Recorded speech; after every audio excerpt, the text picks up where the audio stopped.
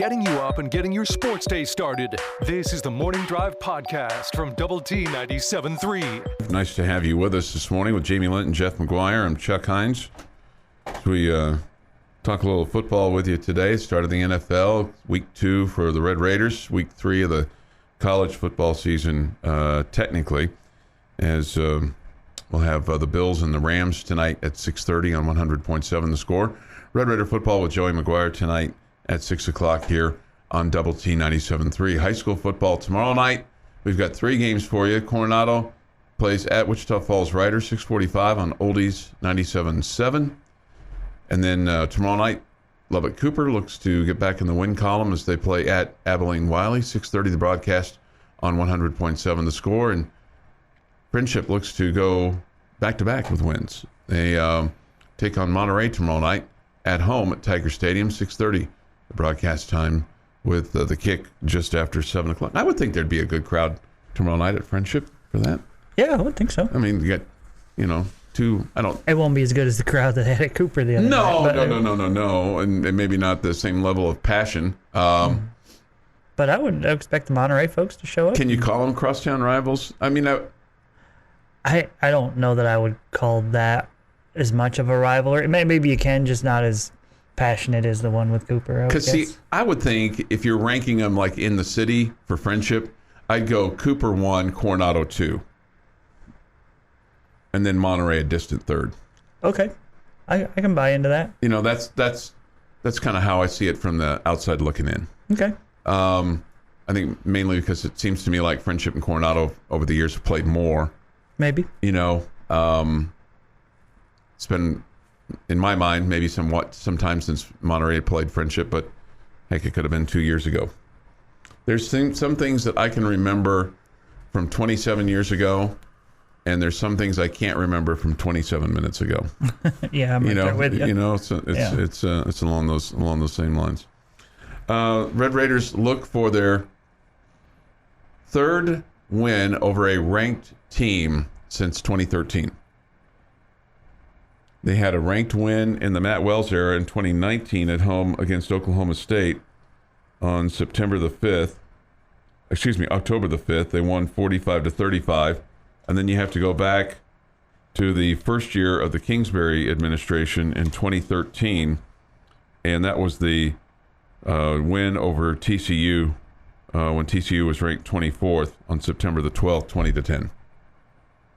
So these, and then this is part of reclaiming Jones Stadium, right? This is part of, saying, hey, we're going to be a menace to teams. We want them to fear the Jones. All those terms that you want to use. This is how that starts, is by beating ranked teams at home. Sure. I mean, ranked or unranked, you gotta take care of your home field, and unfortunately, you haven't been able to do that as well as you would like in recent years. And I would think, it's what comes first, the chicken or the egg, but. Attendance has been down, passion has been down, and the crowds have not been as, loud and rowdy and all that as have been in previous years. And again, what comes first? Did that start to happen when we started losing more, or did the crowds start to thin out, which made it more likely that we would lose, or didn't give us an advantageous kind of home field? But either way, winning will cure that. Sure. We hope. And you had a great crowd the other night, so I would imagine it'll be just as good, maybe even better this week. See, I think by and large, the rank and file fan has been extremely patient over the years with this football program. I don't disagree. And in terms of, people lining up to buy tickets or provide support, financial, emotional investment, all those kinds of things. And I think the fan base has, to a degree, sometimes overperformed. Now, second half has been kind of dependent on what's gone on the field. But there have been times going into a fourth quarter with the game on the line that people have, I want to beat the traffic. Come on, Maud, let's go home. And I've never to the life of me understood that. I can't tell you how many basketball games I've been to where it's a 1 or 2 possession game, and I see people lined up at the top of the arena ready to hit the door as soon as the final buzzer goes off because I guess they just want to beat the traffic home. You know how you beat the traffic too? Go to the post-game press conference. There's never any traffic on my way home. So we're getting back to football real quick. So here's my question. When did the struggle start for Texas Tech football? We have fond memories of Texas Tech with Mike Leach. So I think it can't be there because 2009 you went to a bowl game. 2010 you were 8-5 under Tommy Tuberville. I wouldn't call that being unsuccessful.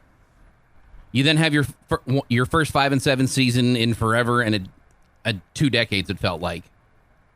You then went back to a bowl game and were 8-5. Cliff, his first year, went 8-5.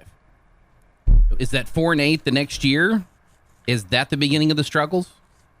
That's where I'd put it. That's where I would start it. Because you still had a little bit more success after that. 7-6 in 2015. 5-7, not great. And then we get to the rest of the Cliff Kingsbury area where it kind of was sparsely populated with wins. I might go back to 2011 when your bowl streak ended. You went 5-7 in the Big 12. You start off with 4, and then went back-to-back bowl games though. I know, but you had 4. You had 4 wins in a row, and then you had a loss at home to A&M, 45-40, and a loss at home to K-State, 41-34. And then to me, one of the most crushing losses in the Tuberville administration, aside from the 66-6 to Oklahoma State, was that 41-7 loss to Iowa State. It's pretty bad. You know, when I mean, I just remember being at game day and having this kid on from Ames, Iowa, and this is before Iowa State had really kind of reset the deck and had become a menace, you know, in the Big 12, and feeling sorry for this kid because I just felt like we're going to beat the bejesus out of you. And it was quite the opposite. And there was a crowd of 59,000 at that game, and you know, it was awful. And then the loss to Oklahoma State, and then the loss to Missouri, and the loss to Baylor. I mean, you lost out. You start off 4-0, and you win one more game. And that was the game at Oklahoma. But then immediately that next season, you're 8-5 with a bowl win. No, I understand that, but I mean, but it was clear it wasn't going in the right direction because you had those back-to-back losses against K-State on the road, and then Texas at home, and then you have the takes you 2 overtimes to beat KU here. And then you finish up losing at Oklahoma State and losing to Baylor in overtime, because I think if you beat Texas at home and you beat Baylor, Tuberville's going to get renewed. Maybe. I think if you beat Texas at home and you don't have the headset incident against KU the next week, I think you could look at the Oklahoma State game and go, well, that's a team that you've won at home, you've lost there. You've won at home, you've lost there. And you go beat Baylor, you're going to get a much better bowl game than what you got, the Houston Bowl. And Tuberville's going to get renewed. And I'm not going to say you'd be better off than where you are today. I'm just saying he's going to get renewed at that point in time. He's not going to go to Cincinnati. Probably think you're right. I think I'm buying what you're selling there. I'm not. So it's just hard for me to start the frustration when you make 3 out of the next 4 bowl games. After the 5-7 season was terrible. There's no argument there. That's where the start of some of the passion started to go away. Because people took a lot of pride. I remember Jamie being I was really bummed by the bowl streak ending. Crushed by that. Yeah. You know, I think a lot of people, and deservedly so. It was like the longest bowl streak, aside from I don't know, maybe I think it was Florida State that had a longer one. But there wasn't very many. Mm-hmm. And there was a lot of pride with that. And when that bubble popped, so to speak, it's just like people got turned off and went a different direction, and you started losing some of your passion, you started losing some of your mystique of Jones Stadium, all those things. The 66-6 game was like the absolute crusher. It was pretty embarrassing. Yeah, no doubt. Big plays and even bigger laughs. This is the Morning Drive Podcast from Double T 97.3. Hope you're off to a good start to your morning drive this morning. If you're with us, then it couldn't be a better, smoother drive, right? That's right. Yeah, today is the 8th day of September 2022. Here's Jeff McGuire with this day in sports history. Who's driving? Because that would determine how rough the ride would be. Okay, that's fair. I mean, I think that sometimes it's a smooth ride with me, and sometimes it can be maybe a little helter-skelter. I mean, if I'm on the bike, it could be very wobbly, depending on which way we're going, but could be cautious with the morning drive. Maybe. It doesn't appear. I've never been I don't know that I've ever been on a motorcycle per se. It looks like a rough ride to me. It's smooth, but you're not always vertical. Sometimes you're at an angle because that's the easy way to turn. And more fun, by the way, more fun. I don't necessarily want to be vertical or horizontal on a motorcycle. I didn't say horizontal, just on an angle. Yeah, you're just not perfectly vertical like you are. Anyhow, 1939, Indians' Bob Feller, at 20 years old, is the youngest pitcher to win 20 games in a season. Wow.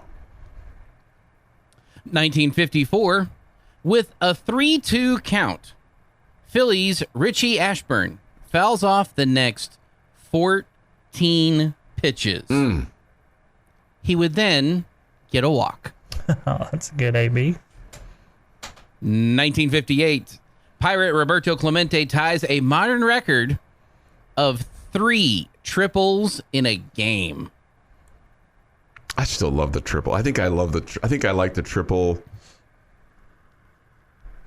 Aside from the home run, where it's a big home run, you win, blah blah blah. The triple to me is just one of the most exciting things in baseball. I would agree. I would take the inside the park homer over the triple. Sure. But, yeah, it's fantastic. It's fun. In order: inside the park home run, triple, stealing home run. I'll take stealing home over the triple. Because you get the run scored? No, just because the excitement. It's way more rare. It is way more rare. Yeah. 1963, Milwaukee Braves future Baseball Hall of Fame pitcher Warren Spahn ties Christy Mathewson with 13 20-win seasons. 1965, Kansas City A's Brett Camperness plays all 9 positions in a single game. That'd be Bert Campaneris. That's right. Listen to that 6 times this morning. I should have got that right. Campaneris. I don't know why they called him Campy, but C-A-M-P would be my guess. C-A-M-P-Y. Well, no, my guess is they called him Campy because of C-A-M-P. Yeah, I mean, he was always referred to, like if Eric Nadel was giving the starting lineup for the Oakland A's or the Kansas City A's, he'd be, and playing short, Campy Campaneris. 1972, Chicago Cubs' Ferguson Jenkins wins his 20th game for the 6th straight season. A year later, Billy Martin would be named the manager of the Texas Rangers. 1984, U.S. women's tennis, Martina Navratilova retains her title, beats Chris Everett Lloyd 4-6, 6-4, 6-4. 1985, Pete Rose ties Ty Cobb with 4,191 hits. A little foreshadowing to tomorrow. Going to be a big day. 1991. Did this just for you, Jamie. NFL Buffalo Bill quarterback Jim Kelly passes for not 1, not 2, not 4, but 6 touchdown passes versus the Pittsburgh Steelers in a 52-34 win. Wow. You don't see many 50s in the NFL. 1990. Not a lot. 1993, Houston's Darryl Kyle throws the 3rd no-hitter of the season in an Astros 7-1 win over the Mets. And in 2002, Texas Rangers set a major league record by homering in their 26th consecutive game as Texas falls to Tampa Bay? It is National Date Nut Bread Day. I'm out, but I'm sure. Are you in on the date nut? Date nut? It's dates and usually like walnuts, not walnuts, sliced almonds kind of thing in a bread mix. I avoided dating all crazy people back in my day. Okay, well, it would seem to me like I wish I could say the same. date nuts would be like right up your alley with regard to the trail and things like that. Yeah, I'm not exactly sure what they are, but I probably like them. Yeah. Happy birthday to Pink, who is 43. Pink? Pink, the singer. The singer Pink, yeah. Bernie Sanders, 81. David Arquette, 51. Chumley from Pawn Stars is 40. Okay. And Garrett Cole is 31. And on this day in 1644, Dutch Governor Peter Schlewantz, no way I got that right, surrenders New Amsterdam to the capital of the New Netherlands to English naval squadron under Colonel Richard Nichols, who helped resist the English, but was an unpopular ruler for the Dutch. The Dutch refused to rally around him. Following his capture, New Amsterdam's name was changed to New York in honor of the Duke of York, who organized the mission. So the next time you're hanging out with They Might Be Giants and they say something like this,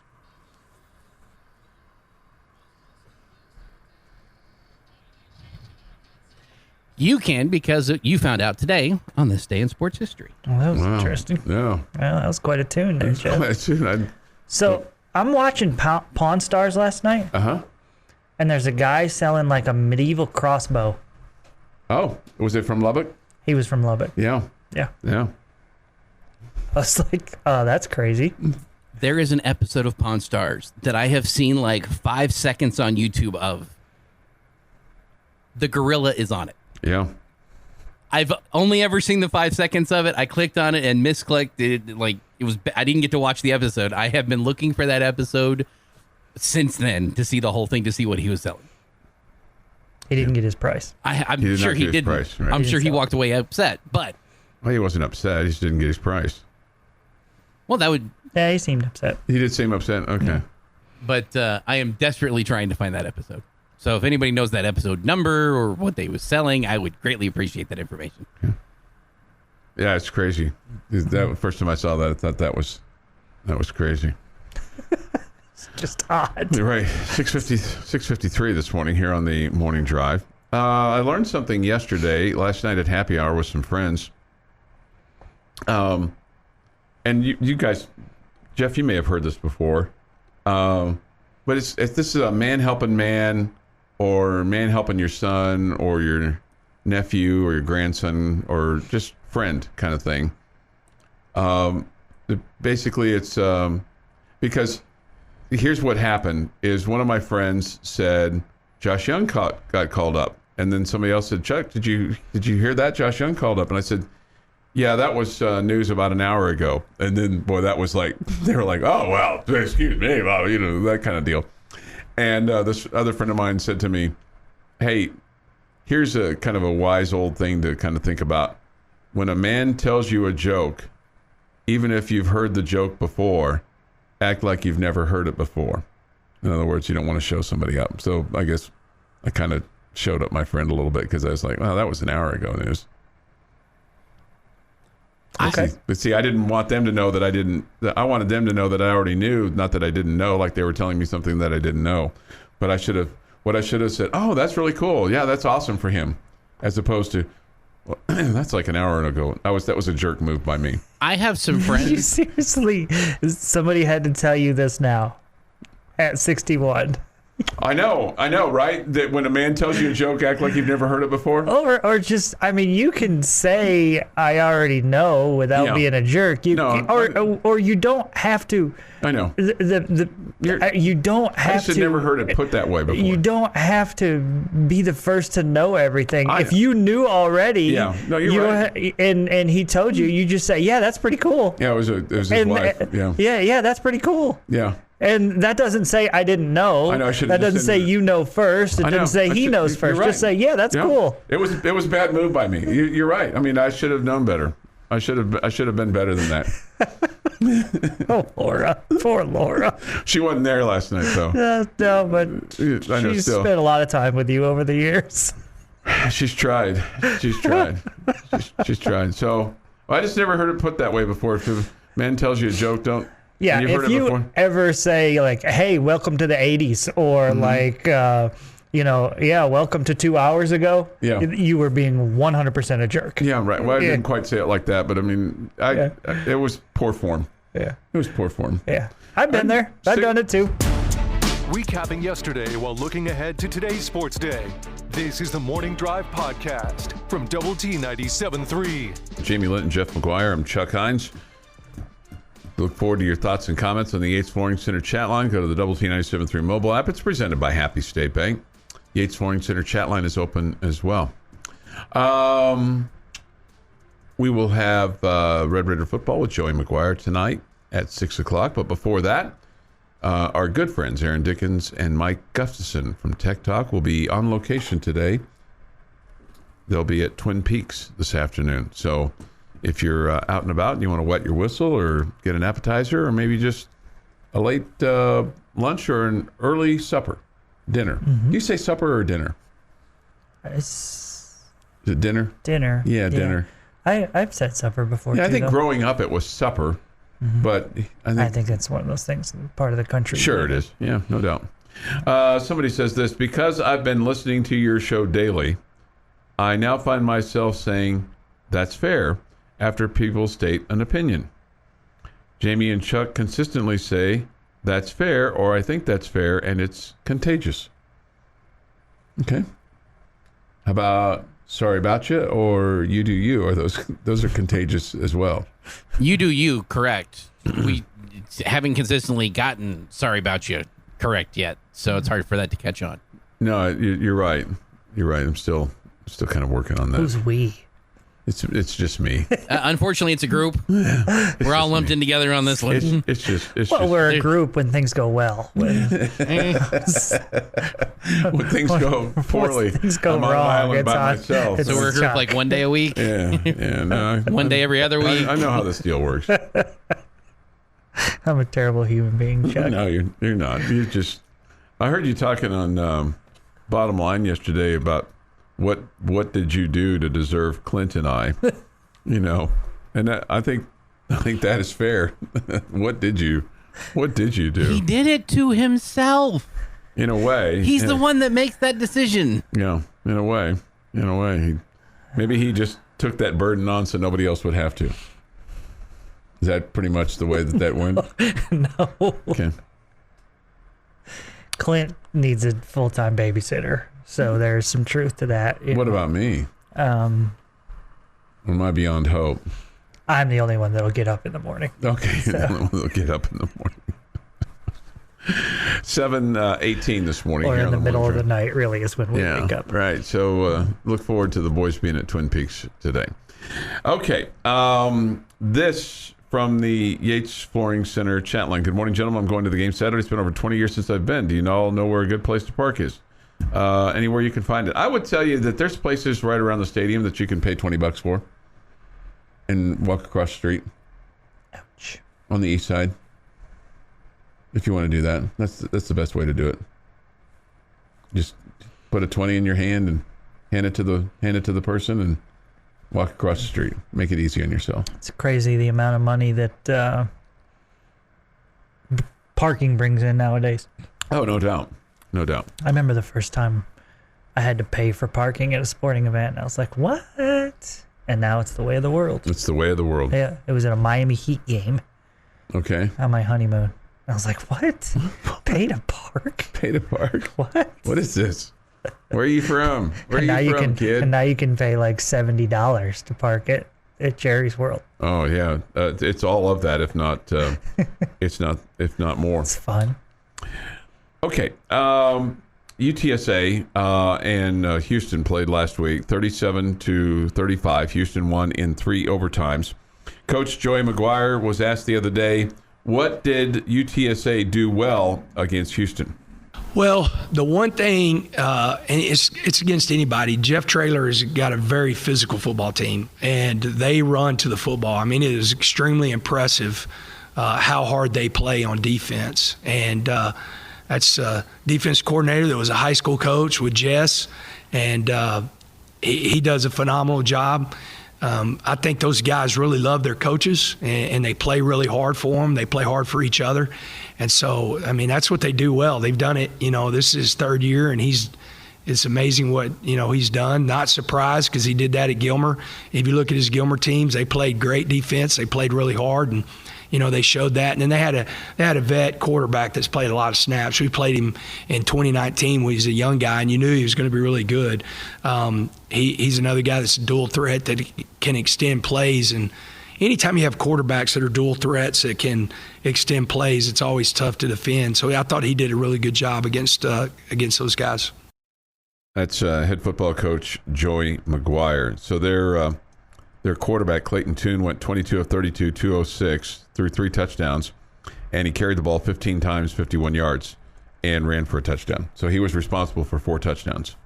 Now, pretty impressive. Granted, some of those, were because of the short field, right, with the overtime and all that kind of stuff. But still, the fact that the dual threat, and we kind of understand what that has done from a Texas Tech standpoint.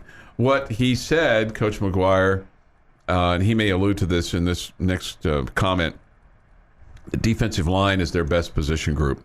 And so the question was asked about Texas Tech's offensive line and what they need to do this week against Houston.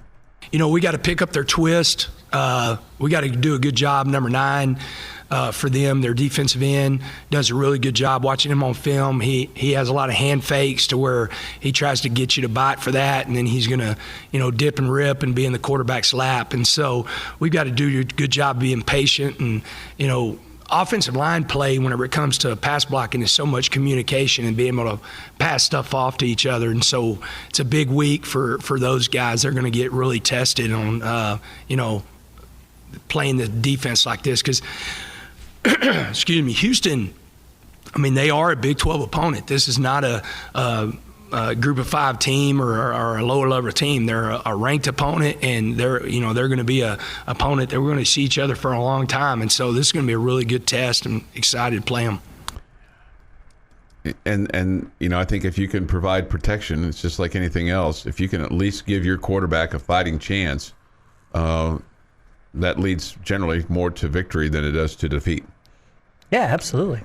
No question. I think that's the one thing where we're looking this weekend, at least I am. I'm looking at the offensive line for the Red Raiders and the defensive line for the Red Raiders because we know Tune can hurt you with his feet and with his arm. So that puts the challenge on the defensive line there and also your linebackers. But the offensive line, we've heard about how good this defensive front is for the Cougars. And so already an area of question mark for the Red Raiders with the offensive line, although I was pleased with what we saw this past Saturday, but an area of a question mark, and now they're going to go against a team that they feel like that's their strength. They're one of their strengths. So that to me is most likely where this game could be won or lost. Sure. Now let's transition to defense and defensive coordinator Tim Derutyer. He talks basically about the Houston offense and what they bring to this game. Well, I think everything starts with the quarterback, Tune. He's a veteran guy. He's got a live arm. He's one of those guys that defensive coordinators don't like. He can beat you with his legs as well as his arm. They're going to have some design quarterback run plays. But where I think is particularly difficult to defend is like we had in the first half last week, where when the protection does break down, he can get out of the pocket and keep his eyes down the field to make plays or take it, and run with it for a while. So you got to have a plan for that, and we've got to do a much better job on the back end of playing with our eye discipline and not getting our eyes stuck in the backfield when the clock goes off in their head. And, up front, we got to do a much better job of leveraging the quarterback in the pocket. That's Tim Derutyer. So we'll get some more comments from him because one of the things that the Red Raiders are going to be able to do is they're going to get Adrian Fry back. And he was obviously played, but against Murray State, but they took him out with a thigh contusion, thigh bruise. but he's going to play this week, and that'll be big to have him back, not only just from the defensive backfield standpoint, but also from a punt return standpoint as well, because they want him to return punts.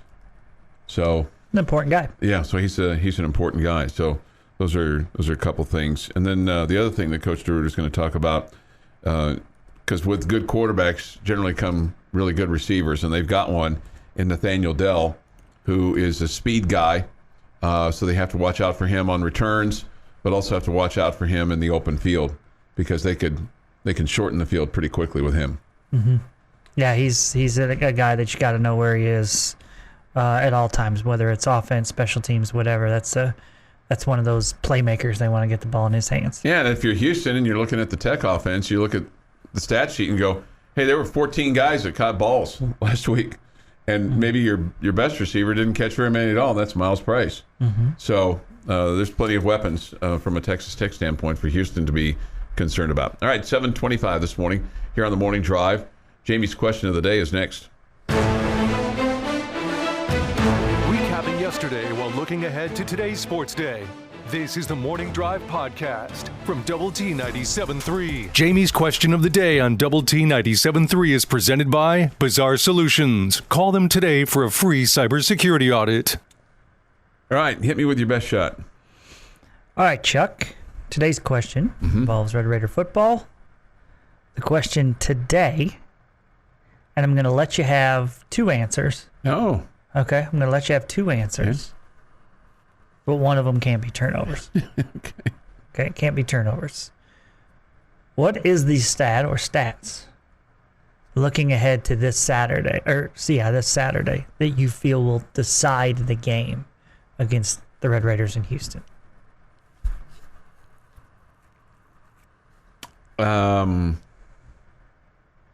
What are the key things you're looking for? Okay, I think I've already mentioned that what they did last week, what UTSA or what Houston did against UTSA, third down. Can you get off the field? I mean, if they're 13 of 21, first of all, getting 21 chances on third down, I mean, that's one aspect of it. And then so I think third down efficiency, getting off the field, but then I also think you're going to have to score sevens and not threes, because they are going to take a lot of time off the clock. So when you have the ball, you have to take advantage of your opportunities. Okay. You got a second one? Before I start? That was two. That was two. Take advantage of your take advantage of your opportunities. Defensive points per possession given up, because that's going to be turning sevens into threes for the defense and slowing down what Houston can do offensively and preventing them from getting in the end zone. If that number is significant, if it's in the fours, and I realize this is a nerd stat, but it's one that I've enjoyed watching for the defense to really kind of balance out what spread offenses and a run offense does to a defense. That's one that I will look for. If that's closer to 4 than it is 6 or 5, that means your defense is getting stops and they're making sure that Houston isn't scoring. The other stat I would put there is completion percentage with your offense. If you are completing passes with regards to the number of attempts, that you're going to be very successful in this game. Okay, I'm going to start with the run game. I think for both teams, it's really key here. I think you have to be able to run the football to slow down that defensive front from coming after your quarterback. Okay. And part of the run game can include your quarterback running with the football as well. So I think the run game is massive. I also think it's massive on the other side of the ball to slow down their running attack and see if Clayton Tune can beat you. I'm not completely sold on that young man. I don't think he's terrible. I just don't think he's a game changer. Mm-hmm. So if you can slow down their run game and force Tune to try to beat you, that to me is a better avenue for success. Okay. If you're the Red Raiders. And the other one I'll go to is I think one leads to the other, but I do think third downs are huge. You have to be able to get off the field, and you have to be able to convert, stay on the field. So I think that's for any football game, that's a big stat, and I think it'll be big in this one, because I do think both teams have good enough offenses that they can hurt you, and so you have to find a way to, probably get them behind the chains a little bit, so you're getting them in 3rd and long. But at the same time, you can give up yards, you can give up first downs. You just got to find it. You can't give up 3 3rd down conversions on one drive. You got to find a way sooner or later to get off the field. Mm-hmm. Well, I mean, Murray State was 4 of 18 on 3rd down, and there were 8 3-and-outs in the second half last week. 8. All their possessions were 3-and-outs.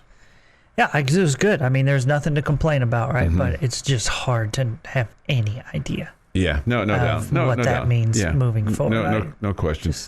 Somebody says this: if our DBs can shut down their wide receivers, we'll win. Okay. Somebody else says time of possession and red zone efficiency. Well, I think the red zone efficiency, just from our red zone efficiency standpoint, hey, if you're inside the 20, you got to score 7. But I mean, you could say that every week too. Yeah, I mean that's one of those stats. It's like it's like turnovers. Sure. Because you can do everything right and turn the ball over a bunch and lose.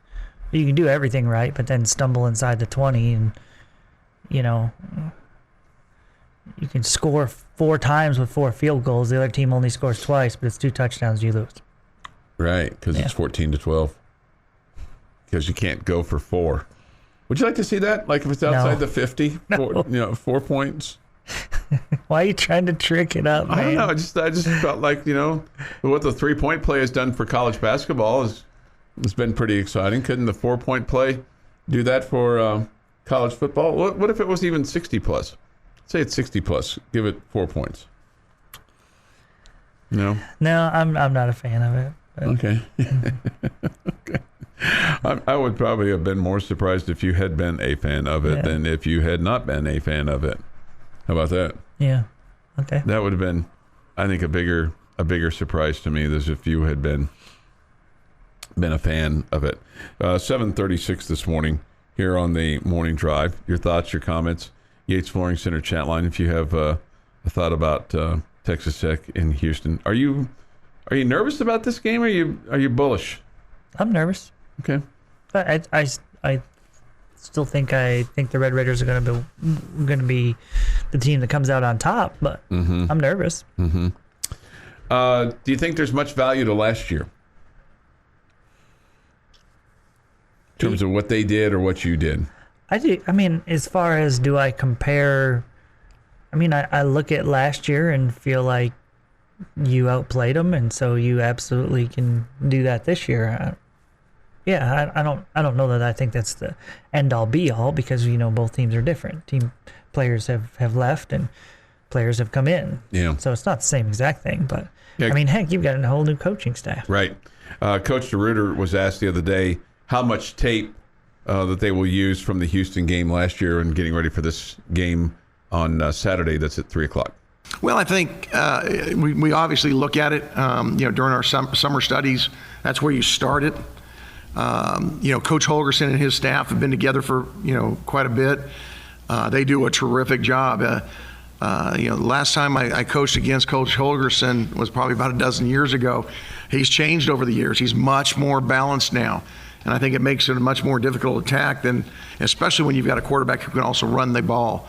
You've got to defend the entire field in the pass game and the run game. And so you can't just load up like maybe against an air raid offense where you're always dropping 8 and, making them or daring them to throw the ball or run the ball. It's something, though, that this year with their personnel, although they got a lot of veteran guys back, they've got some different guys. They've got the transfer running back in 20. They've got the freshman running back 21. They're good backs to complement 4. A lot of the scheme, there's some similarities in what they do, and so you're going to be who you are. You believe in something as a coach, but every year there's wrinkles, and of course they had some wrinkles last week. Yeah. So, and there's new personnel, and like you said, for them, for Houston, I mean it's a brand new scheme. But these guys, they have a pretty good idea of what each other's doing from previous matchups or things like that. So Sure. there's a history there, right, between all those guys. So anyway, it'll be interesting on Saturday. Some other interesting games on Saturday. Number one, Alabama takes on Texas down in Austin. That's an 11 a.m. kick. The Texas people are a little salty about that. K-State and Missouri play at 11 as well in Manhattan. Salty because it's 11 a.m.? Yeah. Okay. Got a little border war going there between K-State and Missouri. A little border war in border war between Iowa State and Iowa. Another good matchup potentially is Arizona State and Oklahoma State. Both those teams are 1-0. And then there's a Big 12 tilt in week 2 with Kansas playing at West Virginia. Mountaineers favored by 13.5. If Neil Brown loses that game, is it curtains? Man, it'll definitely make his seat a lot hotter. Yeah. It feels like he's teetering. Yeah. 7. You predicting your Jayhawks to get a win? No. No? No, I don't think so. They looked good last week. Yeah. Getting you up and getting your sports day started. This is the Morning Drive Podcast from Double T 97.3. Nice to have you with us this morning on Lubbock Sports Station, Double T 97.3 and Double T 97.3.com. We go to the Benchmark Hotline where we find the father of Leighton Stone on the Benchmark Hotline. That would be Tom Stone. Oh, boy. My name has already changed. One good game, and I don't even have a title anymore. You know, Coach, I've seen your son play. I've seen your daughter, dominate. I had a high level of respect for you as a Division I college athlete. And, Coach, who actually is the best athlete in your family? I think that would be a robust debate if you were to sit around the table. But, let's not count out Mrs. Stone, who was quite an athlete herself. I don't want to forget her because I was hoping that was the answer you were going to give, but I was leaving the door open just to see if you would get yourself in trouble. But Coach, it's one thing to catch a winning touchdown. It's one thing to do the other things. It's another thing when you're sitting at the dinner table and say, anyone who has kicked a game-winning goal to win a national championship, please stand up. I do have that trump card, and I also have the I got paid to play soccer card. Mm-hmm. So if anybody ever gets to play for pay, then they'll have that over me. But we don't really argue about it too much because it's fairly sensitive between the big brother and the big sister. I will say this for you, though. It does seem like your role at Texas Tech has been somewhat diminished now with Coach McGuire coming on as the most enthusiastic coach, on this coaching staff, and your son taking over the headlines of the sports page with a game-winning grab against Lubbock Cooper. I just want you to tell Leighton that my money's on Lily, okay? Okay, I'll tell him. He doesn't want to race her. I can assure you that. I guarantee you he doesn't. not with people watching. She's got speed. I saw Kirby Hocutt at the autograph session a couple weeks ago, and I just seen his son, getting my grandson getting an autograph from him, and I said, Who's faster, you or your son? And he goes, today him. So yeah. Well, I got to tell you guys, this was pretty heartwarming. Last week, and obviously, my son is just in high school and he's got a long way to go and all these things. But Kirby and Wes had both texted me about the game, and then Kirby's son with a couple of catches and a kickoff or a punt return in the game. Mm-hmm. 59, 60,000 people there, and then Wes's son, calling a flea flicker on the first play of the scrimmage, right. And winning the game and being everything we wanted to be. It was just, we're all in that phase where our kids are getting older, but it's cool that we kind of had that. The three of us were in, mm-hmm. communication that weekend, and it was a neat deal. All right, well, let's talk about your team. Tonight, you guys play at 7 at the John Walker Soccer Complex, and it's Coaching for Literacy Night. Fans can enter for free with a book donation, so that's cool. Mm-hmm. You guys are 1, 2, and 3. You're Billy Bitter about the tie now. Can that be changed next year, do you think? It can be. I think the first thing that we need to do is if the rule's in for 2 years, which is what they said it was originally, although there's enough rhetoric out there right now. Everybody's pretty upset. The ties have already doubled in the whole NCAA, and it's a mess. But the other part of it is we didn't put in any rules about the clock. So the problem is you're in a game, and if you're the leading team and you substitute with 5 minutes to go, the referee has to stop the clock. So you can't just kill the clock with substitutions. But when they made the ties more desirable and much more easy to get, then what we're finding is all these teams that are kind of on the getting beat down end of the tie, the team that's happy to tie, they are eating up the last 5 minutes. They just have people at the scores table, and the 5 minutes just disappears. And that's a mistake that we all made. The NCAA made it. The coaches made it. Everybody who could have proposed that made it. So it's kind of ugly. I think they'll fix that for the second year, and then maybe after the second year, I think it'll get voted out. We just don't play enough games. If we played 50 games, no problem. But when you play 18, 19 games, it's going to make the NCAA committee in a really tough spot. Like if we can get going here and start scoring like we're supposed to and get a bunch of wins, as we should, we're still going to have a bunch of ties also. And it's going to be hard to differentiate, I think, from the NCAA committee's perspective, what those ties are worth. Because if we outshoot your team at Kansas 25-1, but we tie, is that a good tie because Kansas got a pounding and they held on, or is that a bad tie for us, or because we outplayed them? You know what I mean? It's very difficult to figure out how they'll handle it. Well, Coach, along those same lines, you look at your team's record at 1, 2, and 3 at this point, and as the head coach, you're probably not thrilled with that. But at the same time, you look at the stats and you see you've outshot your opponents by 36 shots at this point of the season. Do you feel like your team is playing better maybe than that record shows? First of all, I appreciate you doing your homework. Thank you, Jamie. Second of all, that's what is helping us stay this course, because we have not been outplayed yet. And, we'll admit it, right? When another team outplays us, we'll say, hey, those guys were great today. I think last year there was a couple of games when we tipped our hat to our opponents and they deserved the wins. That we've played really well. We're really good on the ball, better than we were last year. Our defense is shutting people down, shutting people out. We're giving up like 2 chances a game, and we're creating 5 to 7. Those are all real good news things, and our team is super young. We are out arguably our best player in Macy Blackburn and one of the best freshmen in the country, forwards Taylor Zadrowski. But those are not excuses. That's just reality. We're down those 2 players.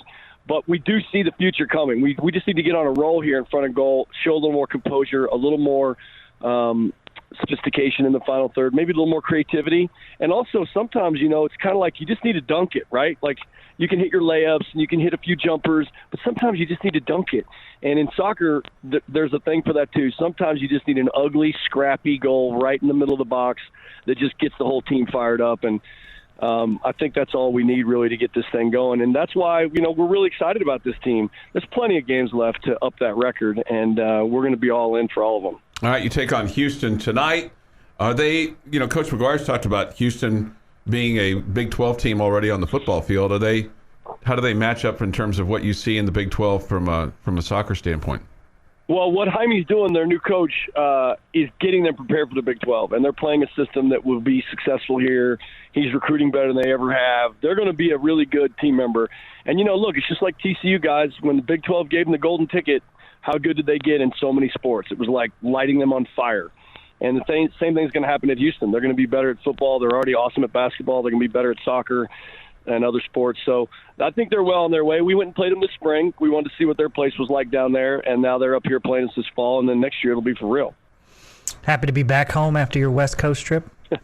We are. It was crazy that we left Lubbock in a flood and ended up in Seattle, and it was perfect. That was wild. But it's always good to be home. We play really well here, and the crowds are great, as you know. And, we're happy to be home. And speaking of which, John Walker himself of the John Walker Soccer Complex with lovely Lisa, his wife, will be in the house tonight for the game. Oh, how about that? The namesake. Cool. Well, that puts we're breaking news here. That puts extra pressure on your team so that they can autograph a ball and give it to him. That's right. Put the pressure on me. Yeah. Well, go get him, Leighton's dad and Lily's dad. You'll be fine. You'll be just fine. Don't forget about the little General Landry. I mean, ask Giovanetti about Landry. That's his favorite. So let's not leave him out of this. What sport should we expect to see him excel in? Football and baseball, I would hope. Football and baseball. And you would hope.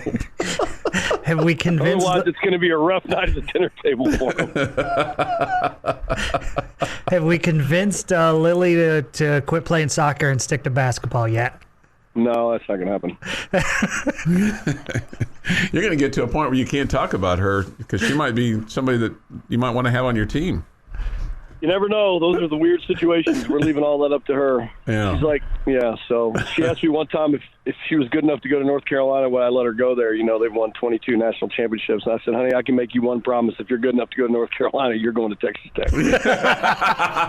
I gotta think that you're like you would say to her, you can go to any school you want, but the only one I'm paying for is either Duke or Texas Tech because I'm not paying to go to North Carolina, right? There is no chance I'm paying for her to go to Duke. No chance of that. Have you seen that tuition bill? Well, you know, get a little NIL money there, you might be all right. All right, Coach. Good luck tonight. Thanks for pumping us up this morning. It's always a pleasure. I appreciate it, guys. See you all tonight. All right, that's Coach Tom Stone with us on the Benchmark Hotline as his team takes on Houston tonight. That'll be a 7 o'clock first touch over at the John Walker Complex. You'll hear his son on the radio hopefully tomorrow night making some catches against the Monterey Plainsmen. 6:30 the broadcast time. 7 o'clock play-by-play from the Friendship Place. Yeah, hopefully if you're a Friendship fan, if you're a Monterey fan, you'd probably prefer you did. Right. Yeah. But we're just going to assume that it's a Friendship crowd. Right? Okay. I mean, I know there's Monterey people that listen too. But, you know, it's kind of is what it is. You've been listening to the Morning Drive podcast from Double T 97.3. For more from Lubbock Sports Station, go to doublet973.com.